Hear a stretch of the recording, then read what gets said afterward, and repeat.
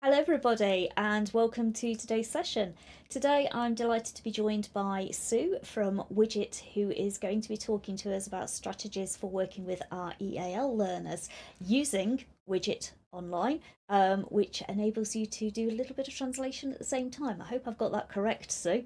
Want to bring Sue up for us? Absolutely, yes. Thank you for that. Brilliant. No, that's welcome. I love Widget. It's great. We can not just support our SEN students, but support our EAL students and basically support anybody who's kind of struggling with reading at any point in time, can't we? We can, yeah. It's really good to hear you that, because I'm a teacher with a mainstream background, and my saying has always been, what's good for SEN is good for all. So, let's use it to support everybody in the classroom. Yeah, and I think it can, even adults as well, because sometimes we are overloaded with reading and everything there. A little bit of symbol in there to support us can help us as well. Absolutely, yeah.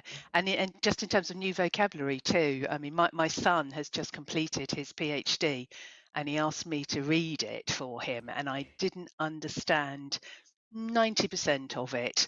I could have done with some symbols to help me know what it was that he was talking about. And I think, we're all on that journey, aren't we? So supporting us with all of those things, with vocabulary, with processing speed, yeah, with memory, really, really useful throughout life.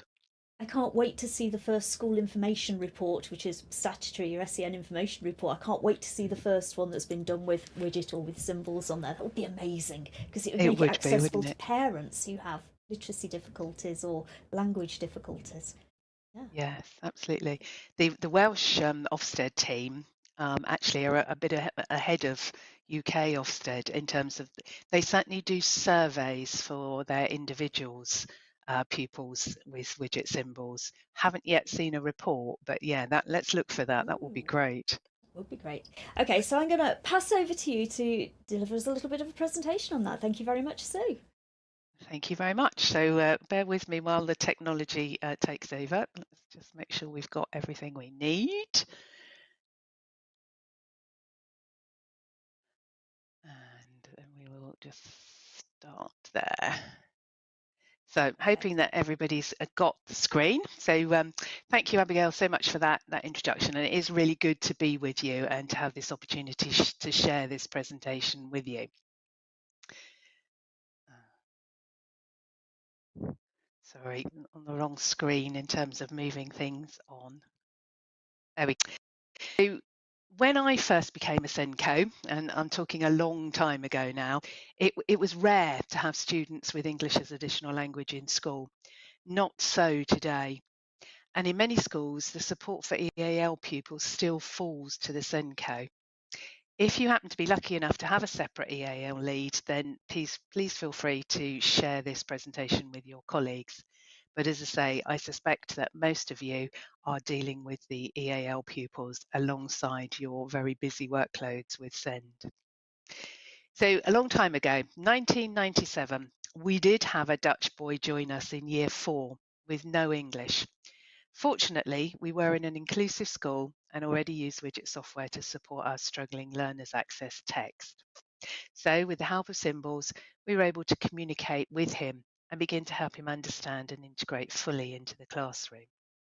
Now, at Widget, as head of education, I'm lucky enough to work with some amazing teams up and down the country who do work extensively with EAL learners, among many others. And this presentation has been created with the help of their expertise, especially the new arrivals team at Sheffield City Council. And I will share their details, their contact details as well. So if you do ever want to get in contact with Shabnam and Jenny from Sheffield, they would be very happy to hear and to help out. So what are we going to cover?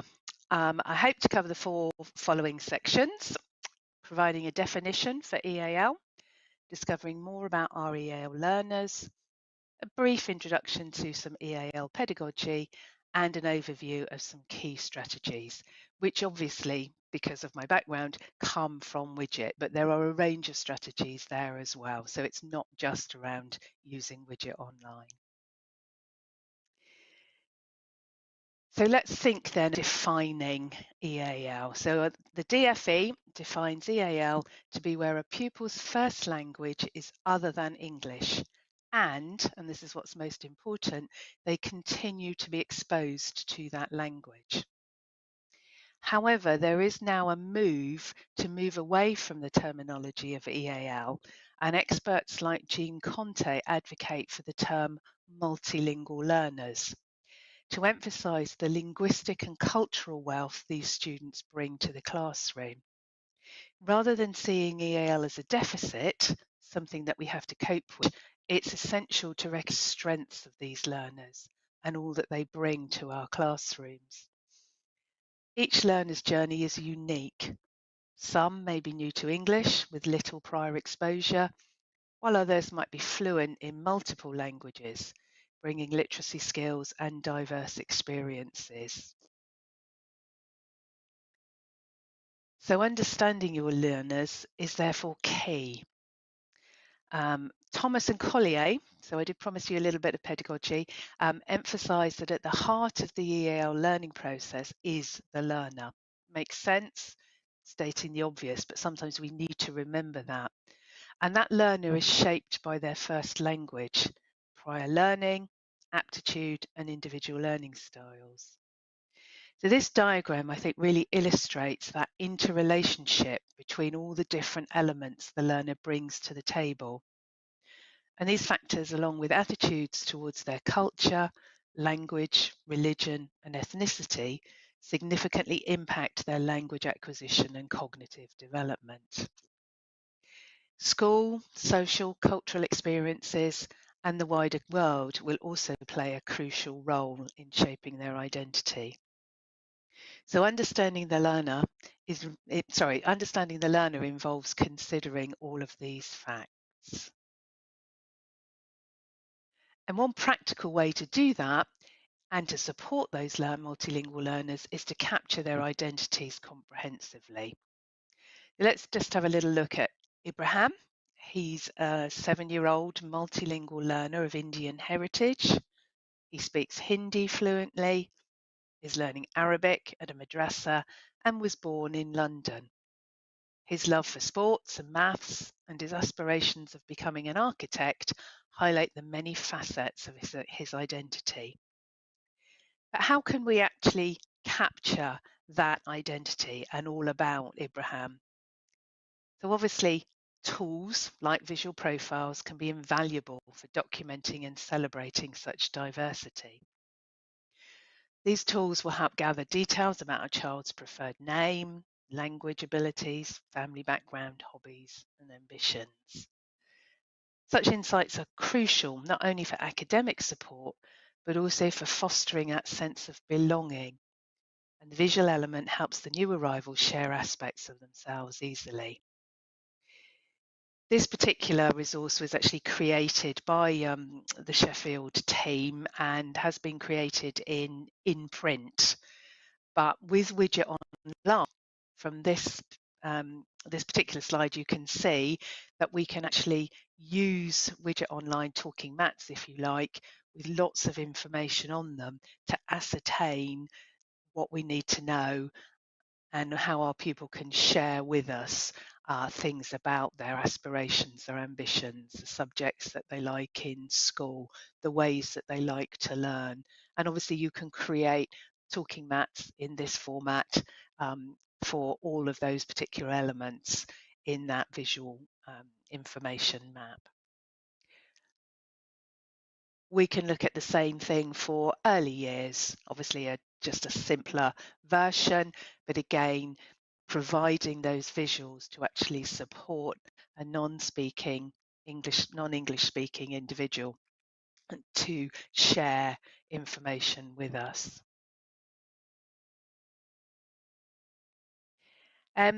One of the teachers that we spoke to in the United Arab Emirates, in one of the international schools, says that at the start of the year, she makes a Meet the Teacher map with things like her favourite food, her favourite colour, and some of her likes and dislikes.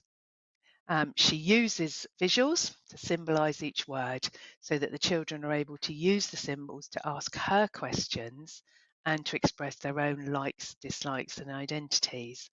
And I think this is a really nice idea for meeting and new students, new children into school, or just new to your class.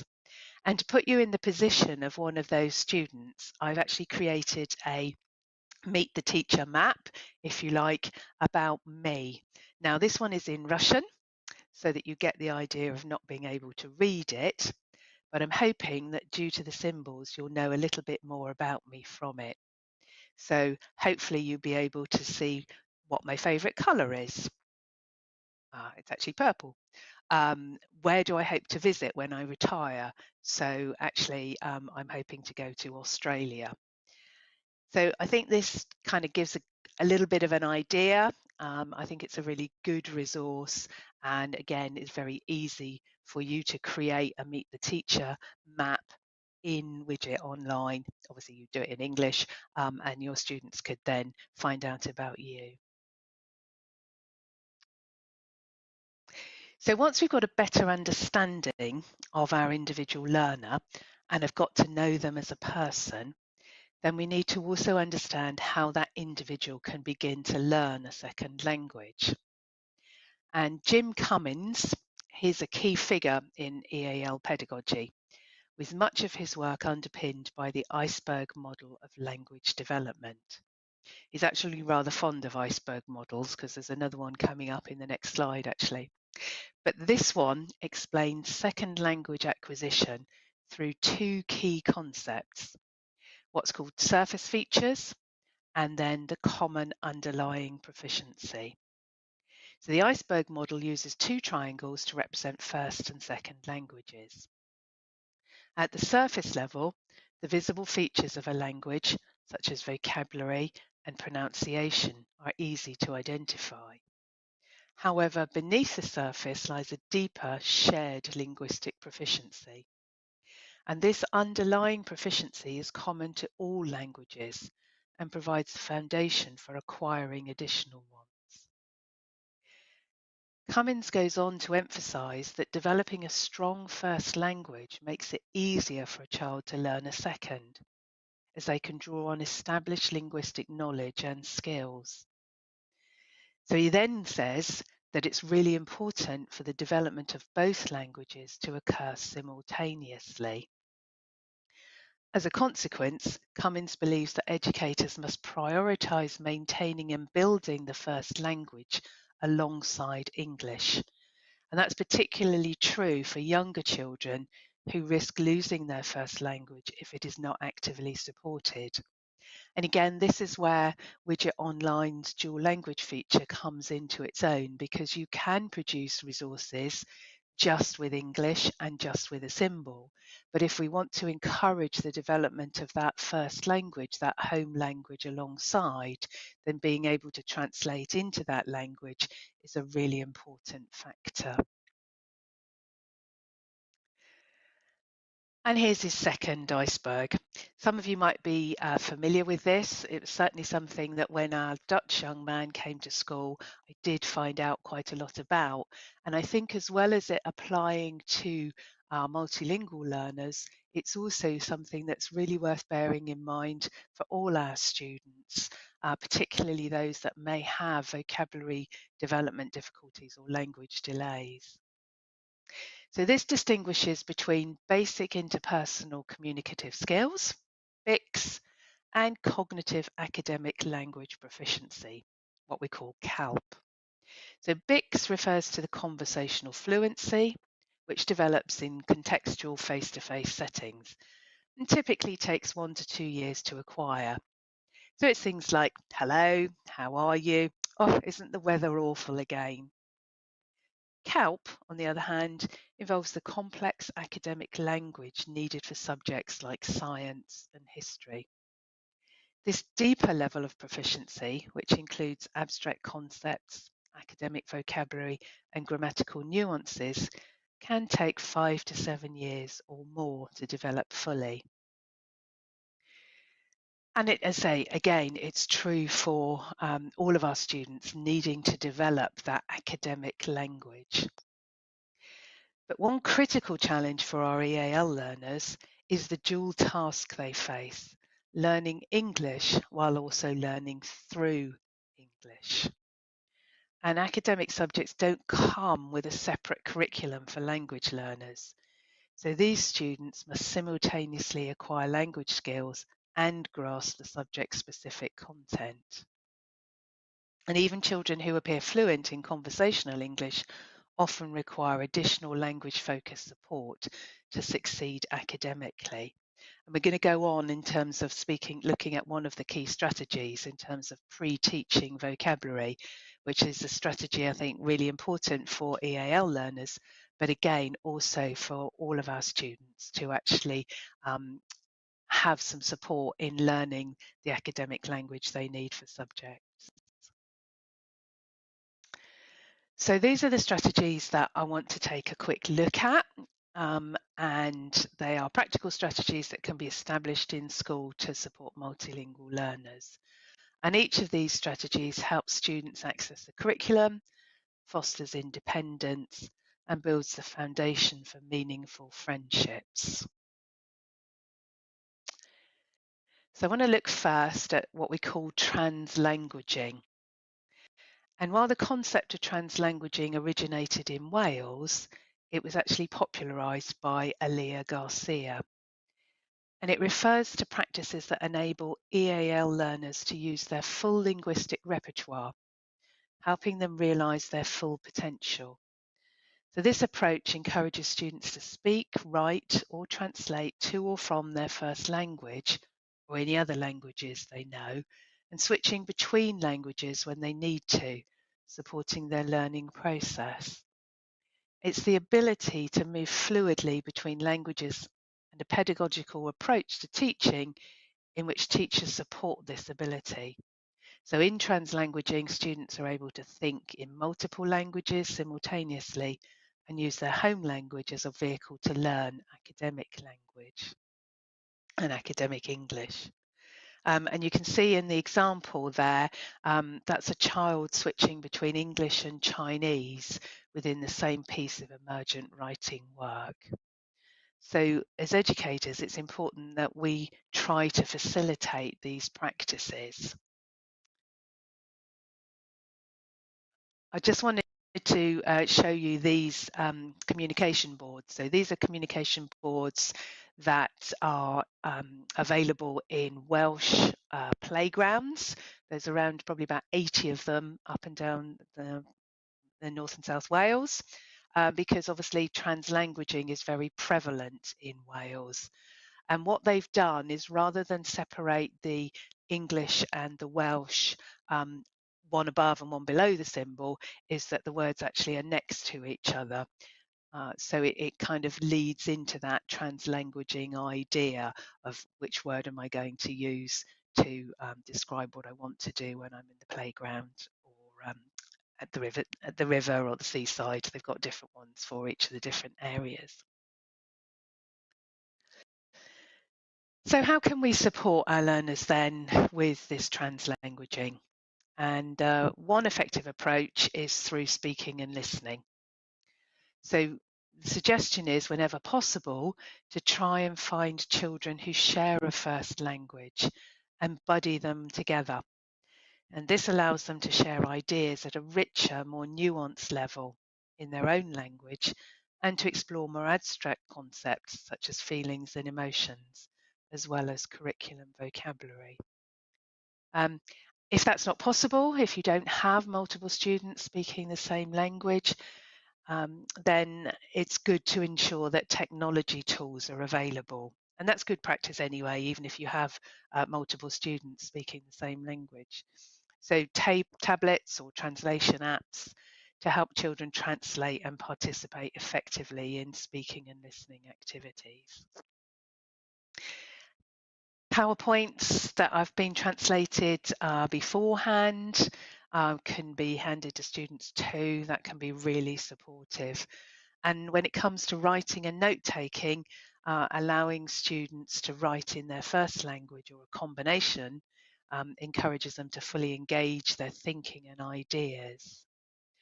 And then, of course, it wouldn't be a widget presentation without mentioning resources like multilingual or bilingual glossaries and dictionaries, which in Widget Online are very easy to create.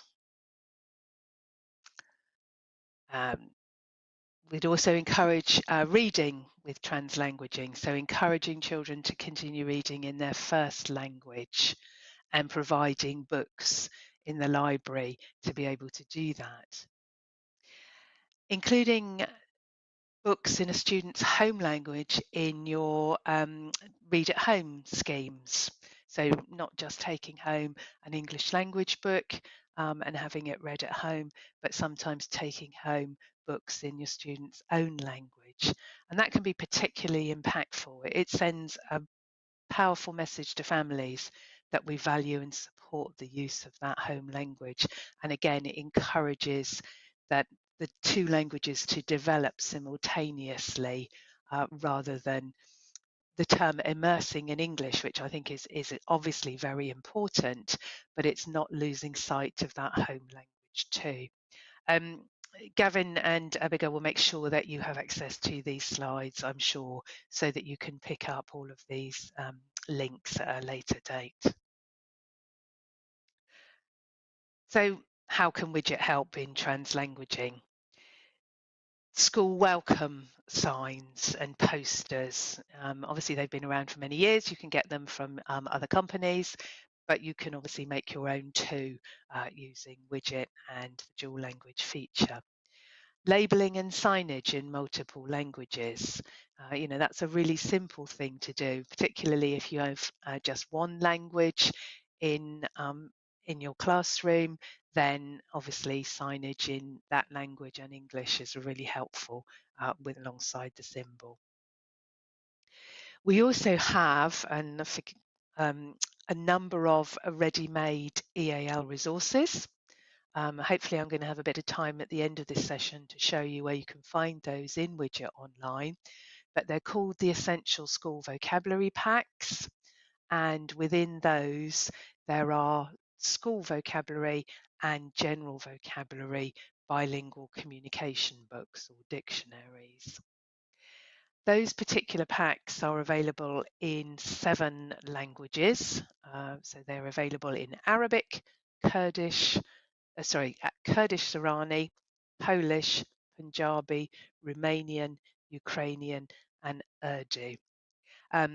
Because of the complex nature of these languages, we actually worked with native language translators and speakers to ensure that they were accurate and culturally appropriate. So they've not been translated via Google, but they have been translated, as I say, by native speakers.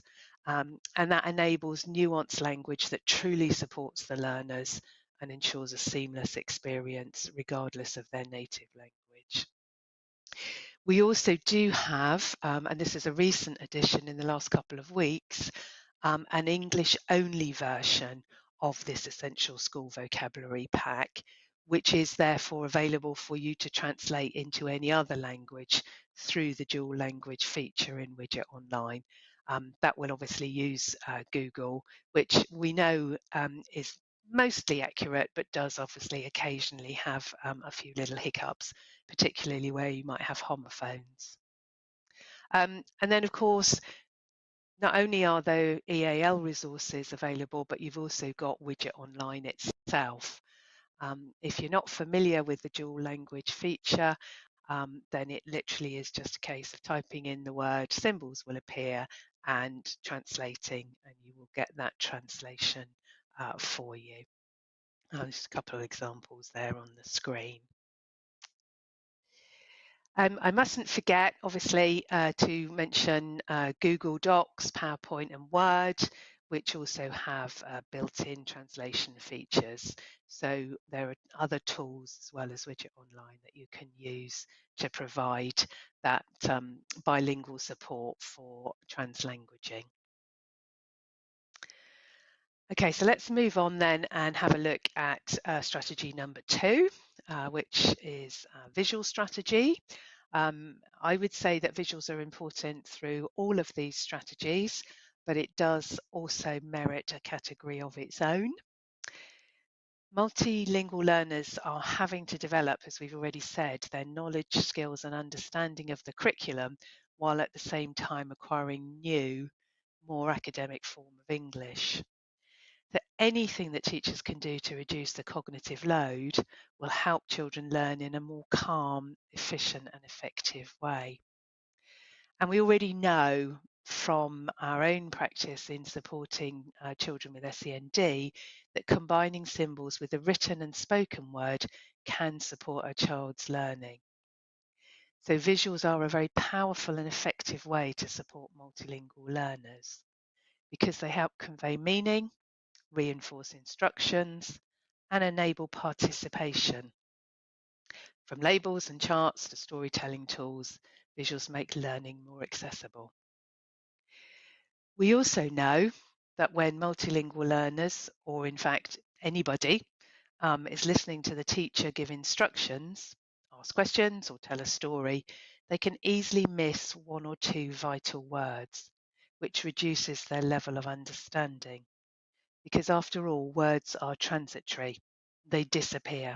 So as soon as we've said something, it's gone. If you've poor working memory, poor auditory memory, you're not going to remember what's been said, let alone necessarily be able to think about what that word meant if it's not your first language. But an image stays in the mind much longer than the spoken word. So using symbols helps to fill the gaps in understanding and makes the message clearer. I'm going to have a little look at some theory behind that. Alan Pavio first established his dual coding theory back in the 1970s it is coming around again. All these things, if you wait long enough, they come around again in education. And I now hear a lot of trainee teachers and new teachers talk about dual coding in their practice. At the core of dual coding theory is the idea that information is processed through two distinct but interconnected channels, the verbal and the visual. Verbal information involves language-based input, such as written or spoken words, and visual information encompasses images, diagrams, graphs, and other visual representations, such as symbols. The verbal and the visual channels operate in parallel, allowing learners to encode and retrieve information using either modality or both simultaneously. When they connect with each other, forming a paired unit of meaning, we are encoding the meaning twice, thus dual coding. When we then retrieve this twice encoded meaning, we get two possible triggers, the word or the image, or both, doubling our chances of success because we are more likely to form richer mental representations, leading to better comprehension and retention. I always like to explain this as sort of two separate filing cabinets in the brain. You file the image, the visual, the symbol in one filing cabinet, and you file the verbal information in another one. One day the drawer of one cabinet might get stuck, and you might have to retrieve the information just from the other, or vice versa. Or both may open smoothly and you can find that information in both. But it does give you those two opportunities. And again, EAL, multilingual learners, really, really helpful. But this is true for all our learners. It's true for every learner that needs to learn academic language. A visual can be really, really helpful. We've also got statistics from the Visual Teaching Alliance that back this up. 90% of information transmitted to the brain is visual, which explains why adding symbols to text supports understanding, memory, and engagement, as well as reading. We also know that visuals are processed 60,000 times faster than text. It's why we have visuals on road signs and washing labels and in airports, because we process those much more quickly as we're moving through and moving along. Let's take a look now then at a third strategy, which is around vocabulary development. So I mentioned at the beginning that this is key for EAL learners, but also for learners with vocabulary difficulties, with speech and language difficulties, with autistic diagnosis as well. So, and again, all our learners as they learning new language in Key Stage 3, Key Stage 4, Key Stage 2 as well. So it requires careful planning and modelling and teaching. It actually takes longer to embed technical and higher tier vocabulary in the memory than everyday speech. 1 to 2 years for BICS, 5 to 7 for CALP. So children need extra support to become familiar with the words they need to make progress in a subject. And research shows us that a word must be encountered at least 12 times before it becomes part of a learner's active vocabulary. And also that when students say a word themselves, it's far more likely to be stored in their long-term memory. And since English as additional language doesn't have a set curriculum, students need exposure to vocabulary across all subject areas. Now, one common challenge for our EAL learners is the assumption that vocabulary should be limited. But in reality, these learners benefit from a rich and varied vocabulary to avoid confusion in context-reduced situations like exams. Take, for example, the specialist vocabulary in science. So words like cell can have multiple meanings. If I just hear the word sell, I don't know whether it's talking about somebody buying something or from a shop. They're being sold it, it's being, it's a sell, or whether it's a plant or animal cell, a battery cell in physics, or even a cell phone or a prison cell. And without early and explicit instruction on these multiple meanings, students may struggle to understand context in those academic subjects. So it's critical to teach students the differing meanings of such words and show how they can appear across various areas of the curriculum. Supporting visuals, as you can see from the slide there, can really help in these instances, clarifying the multiple meanings. Now, I just stuck a little symbol at the top right-hand corner of that slide because I was very excited to learn a new word last week. So at Widget, we are looking at fonts at the moment and thinking about what are the most accessible fonts to use in our software. And we were talking to some font designers who told us that the dot above the I and the J is called a dittle. So you can see there, hopefully, the symbol of the dot and the word dittle to help remind us that that's a new word that we've learned. So I mentioned that vocabulary needed to be taught, it needed to be thought about, it needed to be modelled. So I've just included a couple of slides here around some schemes for pre-teaching vocabulary. Now, Pip St John, she was a specialist teacher for speech and language needs, and she undertook a vocabulary study many years ago now, which resulted in her developing this pre-teaching vocabulary scheme.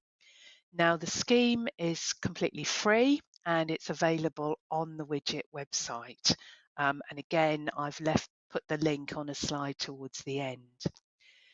So this provides a structured and principled approach for teaching children how to learn new words. Now, Pip's work was specifically focused on teaching children with additional needs, but again, I do believe that this is supportive and helpful for our multilingual learners too. The symbols were deliberately used to encourage children to think about the different features of a word, tapping into their semantic, phonological and perceptual word knowledge. So words with a red border were sound-based meaning, what is said, your phonic knowledge, red means said, and the green border was used for meaning. What do we do with it? How is it used? Semantic knowledge. Green means mean. As I mentioned, you can download Pip St John's programme of study and the resources from the Widget website. If you want to find out more about her research and more about Pip in general, her resources now are available on the NAPLIC website. Pip unfortunately passed away 2019 and NAPLIC took over all of the websites. So NAPLIC is the National, sorry, I've got my screen share in front of where it tells me, the National Association of Professionals Concerned with Language Impairment in Children. And again, if you've not come across that website, it's a really useful one. Lots of resources on there that I'm sure you would find useful in your general SENCO roles as well. And then the next one to just have a look at is some work that Dr. Rose Brooks did for her PhD research. And essentially she took Pip St John's pre-teaching vocabulary method, she extended it and applied it to whole school cohorts of mainstream children, not just those with additional needs. Rose's study evaluated two methods of vocabulary teaching, the traditional meaning-based instruction and a newer method that combined sound and meaning. Both approaches utilised visual symbols from Widget. So there were 262 Year 1 children in Devon who received whole class vocabulary instruction over 26 weeks with testing before and after the programme and 4 months after completion. And teachers used a direct instruction method based on the STAR approach. So the STAR approach is from the Word Aware programme by Stephen Parsons and Anna Brannigan, and it's a structured way to build a rich vocabulary repertoire. So it talks about select the most useful vocabulary, teach the selected vocabulary in a structured manner, activate the meaning by using the words in context, and review the taught words to ensure they are retained. So each day a word was chosen, accompanied by a widget symbol, and the children were used. So there were two cohorts, well, three actually. There was the cohort who were waiting to receive instruction. They received it later on. The cohort that had the meaning, and the cohort that had the meaning and the sound for learning these words. The difference at the end of the testing period was over a year's gain in vocabulary for the combined group, the sound and meaning group. There is a report on the widget website of Rose's PhD, and again I believe I've put the link to her PhD research on a slide at the end that you can get hold of and have a look at more for yourselves. So just move on to the next bit. So this is just an example of some Goldilocks words, so tier 2 words, words that are not too difficult, not too easy, but just right, from high quality text. So every day, one of the words from a high quality text that was being studied by the year 1 children was emphasised and taught via the combined or meaning groups. And again, you can just see this one, obviously, from Augustus and His Smile by Catherine Rayner, produced again on Widget Online. And then just to finish this section, just this quote from another school, not part of Rose's PhD, but this is a school, multilingual school in London, Charles Dickens Primary School, where they talked about how using symbols to support vocabulary was a really, really useful tool. I like the bit there that it was provoking discussion and the children were beginning to explain words themselves through it.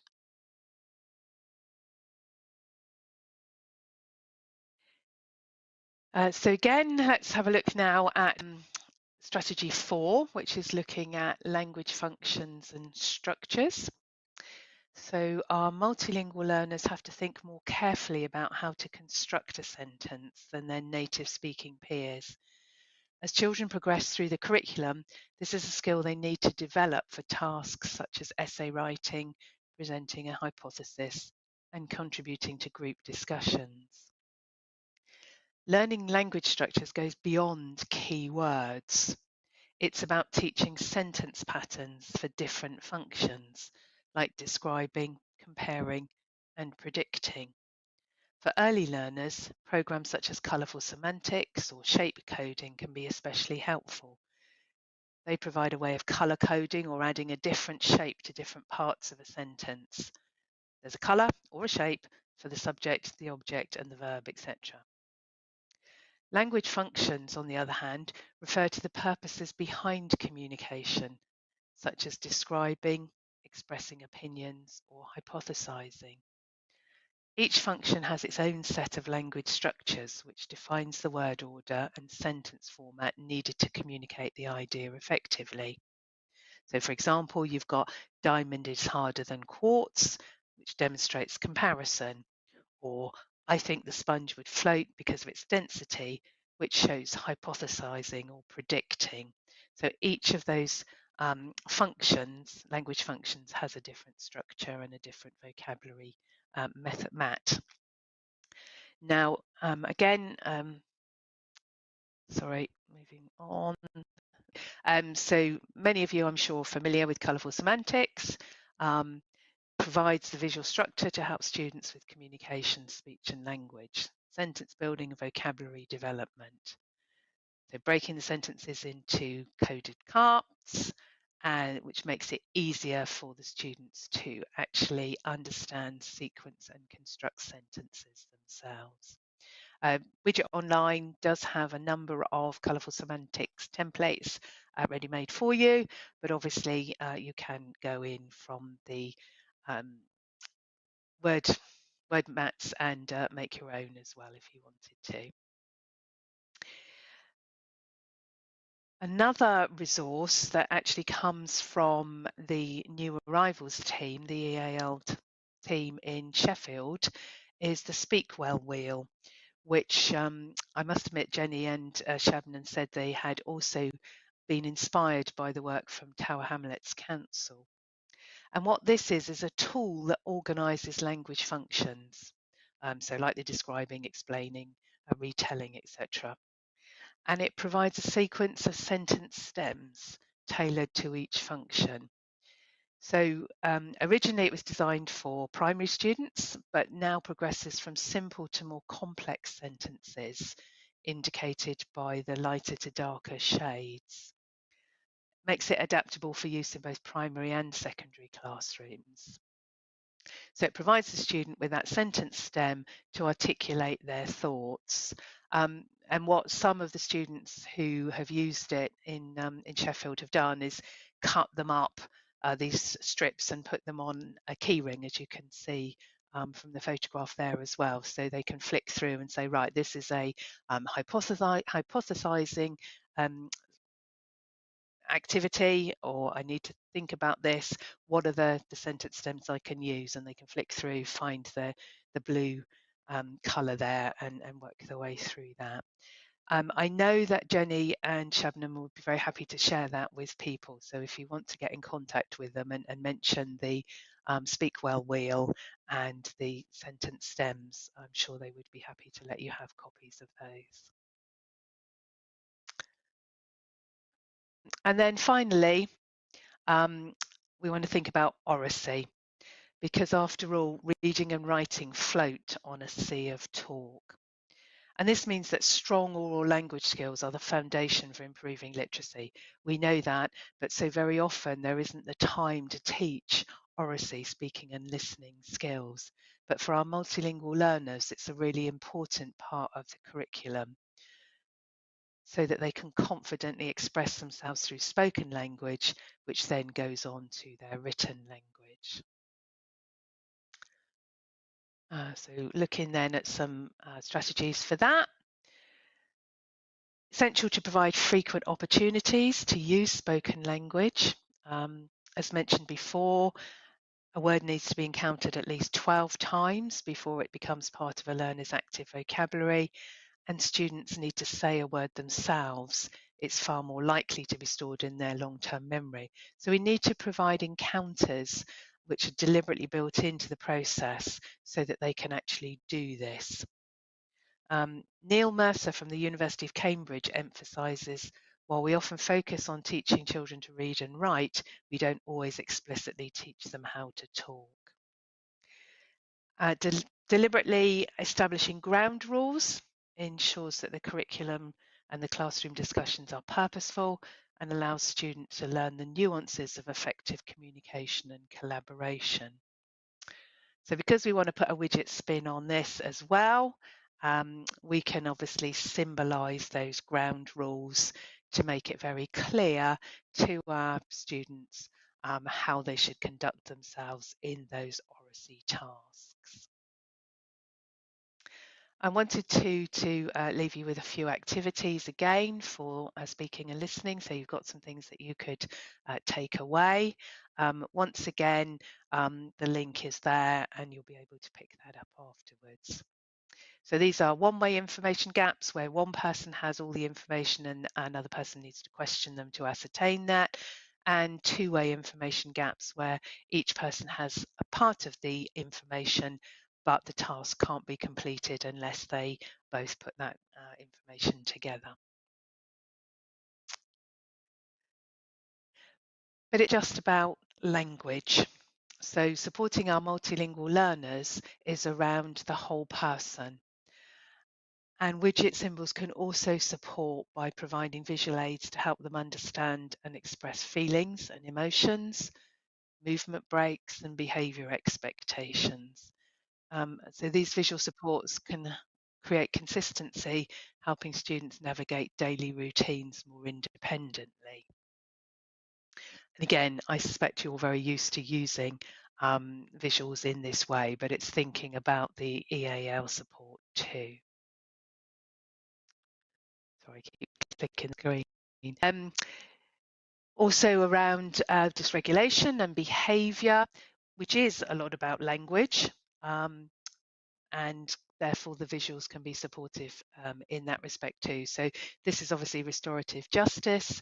Widget symbols help to break down conflicts into clear steps, supporting understanding, accountability and resolution in a way that's accessible and reduces anxiety.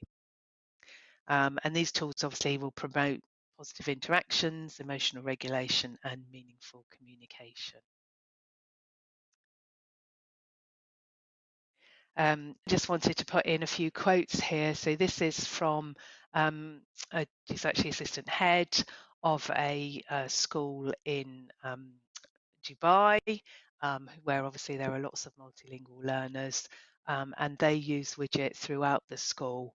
And you can see there that it's been very impactful and very successful in supporting those students. And then we'll just pop in a final quote for you there. So every visual is a bridge to understanding for our multilingual students. And I'm just looking at this slide, last slide, and realizing that I haven't put the link to Rose's PhD into this particular presentation. I had it in a vocabulary one I was doing last week, but I will send another slide with all of those links to Abigail and Gavin so that you will have those by the time you view this presentation. So that's looking at how we can support multilingual learners from the pedagogical perspective. And I just wanted to very quickly go into Widget Online, show you where you can find the EAL resources if you haven't come across the essential vocabulary packs, and also quickly the dual language, again, if you're not familiar with that. So I'll just get rid of that and quickly go into Widget Online. Whoops, that was something I was doing earlier, sorry. Hoping that it's going to let me do that because I haven't been in for a while. Here we go. Okay, so on the resources tab, if you click on the resources tab, you will find a number of different resources. Currently in the featured pack is the new English only vocabulary pack. So that's one that I mentioned that will allow you to translate into other languages. So currently it just has English, but obviously if you go into Google Translate within the system, it will translate into any of the 83 languages that are there. And then further down, the new to English EAL packs. So here you will find the English at the top and all the other 7 that we have done. And if you want to install any of these, you simply click on Install Resource Pack. If you've got a shared account, we always recommend it goes into shared folders because it's accessible for everybody. So one person has to do it, or you can just pop it into My Documents if it's just you that's going to use it. So that's your existing resources. Always very useful to use something else that somebody's created. If you want to create your own, then you need to go into a template and into dual language templates. You can choose the format that you want to use. So I'm going to have a look just at 2x3 flashcards. You can choose the language. So lots of different languages here. So we could maybe have a look at Serbian. Create the document. Now I'm also going to show you something else which you might not be aware of in order to populate this. So we do have something called Populate Frames on our tools ribbon. And this allows you to copy and paste a list of words from medium-term plans, from vocabulary mats, from anything that you're using, straight into Widget Online without having to type everything in. So I've got here a list of words. So we're going to have all our maths vocab here. So I'm just going to copy that, Control C. I'm going to put that into Populate Frames, Control V, and then I'm going to click Populate Frames at the bottom. So that's put all my vocabulary in instantaneously. Symbols will come along very soon. It takes a bit of time because of the database. Then again, on my tools ribbon, I can select all. On my formatting ribbon, I can go to Google Translate, and that will translate everything into my chosen language. And it really is as quick and easy as that to create your own resources for supporting your multilingual learners. So that's it from me. I'm going to stop sharing, which I have to do twice. And hopefully we're back. Yes, back to say thank you, Abigail and Gavin, for giving me the opportunity to share that presentation. I do hope that that's useful for all of your viewers. That was great. Thank you, Sue. Have you got my microphone on, Jay? Yeah, it is on. He has got my microphone on. He had one of those panic looks on his face. No, that was really great, Sue. And it was interesting when you brought the language up at the end, because I'm thinking, I didn't realise Serbian was so close to Russian, because I could actually read those words for once, which was great. Ah, okay. Oh, so you could read my my Meet the Teacher map as well then? Yes, I was having a look at those words that were on there. Okay. I thought it was interesting. You were talking about translanguaging at one point, and it's not a word we hear very often. It's a Welsh term originally, isn't it? It is, yes. I'm not sure. What's your definition of translanguaging? I suppose I know what my definition is. So I think we're often used to what we call code switching. Yep. So potentially writing in, let's say, Russian, and then translating that into English. But the idea with translanguaging is that you mix and match. So you might be watching, maybe note-taking from a video, for example, and you're doing the majority of it in your home language, in Russian, but then you put in an English word because that's something that you maybe don't know in your home language, or vice versa. You might be able to do part of it in English, but then you might need to go into your home language because there's a bit you can't quickly enough process and translate. So it's that switching between, as opposed to doing something in just one language and then transposing that into another one. And that kind of links with my understanding, because I understand it as, for example, I might give the instructions in English to somebody, but they actually produce the output in Russian, for example. So exactly. What they're hearing and speaking is one language, but what they're writing and reading might be a different language. Different language, yeah. So it's that that interconnection between the languages, so going between them, so moving between, EAL always fascinates me, and you are right, Senkos usually do end up with the hat, hence I have an interest in it. Yes.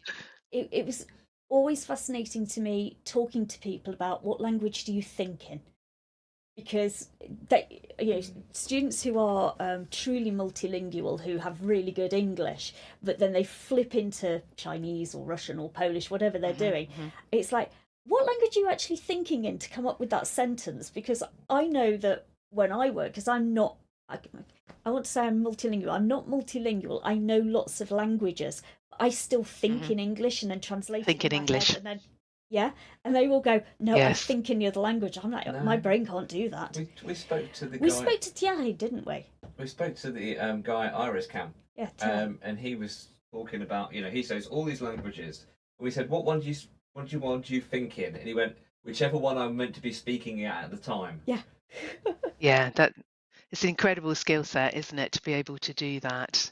It is. Because I we, don't you know, have we it. would learn modern foreign languages in school, but as you say, we will always translate, think in English, then translate into French was mine. But yes, if you're truly multilingual, then that's what they're doing. They're thinking in that language.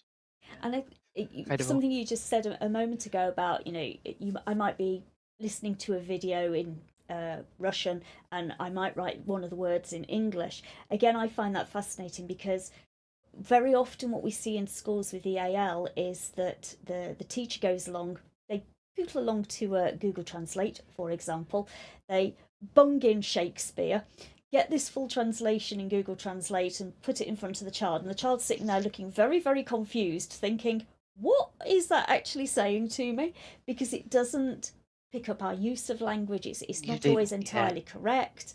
It's Mm. if you don't know what the word, I always use photosynthesis as an example. If you don't know what the word photosynthesis is in your own language, you're certainly not going to understand it translated. Um, Translation, no. whereas a And symbol, hence, yeah, exactly. Hence the use of a symbol. Yeah. yeah, it definitely supports that and puts that in place for Mm, individuals. mm. That was really great. Thank you, Sue, and a lovely demo at the end. And I learnt something new about the frames, populate frames. I didn't realise that was there. Populate frames. Yes, I thought I'd pop that one in because often we don't get time to demo that, but it's a really good one for busy teachers, which we all are. Yeah. Yeah, definitely busy. Definitely busy. I have actually got a very tiny question that goes with that. If I don't want to use the Google Translate button within the program, can I copy and paste or type directly in using an alternative keyboard language? You can, yes. So all the dual language feature is fully editable. So what we recommend is that if you're doing a lot of translating, that you you translate it via Google, and then you go in and you edit and change what you want to. Yeah.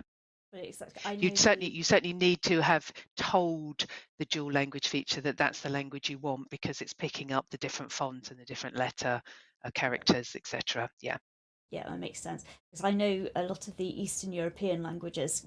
Google's not amazing at it. There are alternatives to Google out there, and Yes. certainly my Polish students, my Romanian students, etc. They preferred their own language translators to actually Mhm. do those things. So being able to then perhaps copy and paste across some of those would be really useful. Yeah, and it's a very valid point, and I think that's why the 7 languages we chose to translate with native speakers are, we believe, the most popular languages in schools, and it's for exactly that reason. Google is useful. It's limited. It's useful. If you've got nothing else, it's a jolly good It's a good starting start. point. Yeah, but there are nuances and subtleties that it doesn't pick up. Amazing. Thank you very much. You're looking at me, Okay, Gavin. Why are you looking at me? That's is it that's time? because there we go. Oh, that's a better microphone. So that's because tomorrow we have you and the effective use of TAs beyond members only. So no one else can join except members for that one. There we go. Good session with me on using your TAs. I suppose I better go and write something. I might dual code it. Ooh. Okay. Sounds a good one. And then next week we have Mabel doing what they're doing. The link between mental health, and EBSA. Not mental health. No, mental health. Mental health and EBSA. That sounds a really good one as well. So, Yep. Lots of exciting webinars to take us up to the end of the month, I think. It will take us up to the end of the month. It'll be no, it's into that's the on beginning the of the new 5th. year. Oh, okay. Before I travel to Spain, then. Oh, she doesn't even know what day of the week it is. I don't. Yeah, I get to do my first overseas conference, so it's great. Oh, it's very exciting. Very. Gosh, yeah. So what's that one on? I'm doing adaptive teaching actually, and I Okay. have got a bit of widget in there. Oddly enough, we're talking about Brilliant. that. Yes, it certainly fits into that agenda, doesn't it? Definitely, and Winnie the Pooh will be travelling with me. But that said, I haven't caught a plane in 12 years, so yeah, it'll be interesting. Let's put it that way. What? We do have Social Story on catching planes. I might need to look that Actually one on the up. Widget website if you want to have a look. Does it tell me what time I need to book into the airport? That would be great. 4 hours beforehand. 4 Depends hours where you're before. going from, but yes. Fantastic. Sue, thank you very much for your time on sorting that one out for us. If you just stay on the line for a couple of seconds, I'll let Gavin hit the off button and we'll have Okay. another chat. Take care, everybody. Bye. Bye.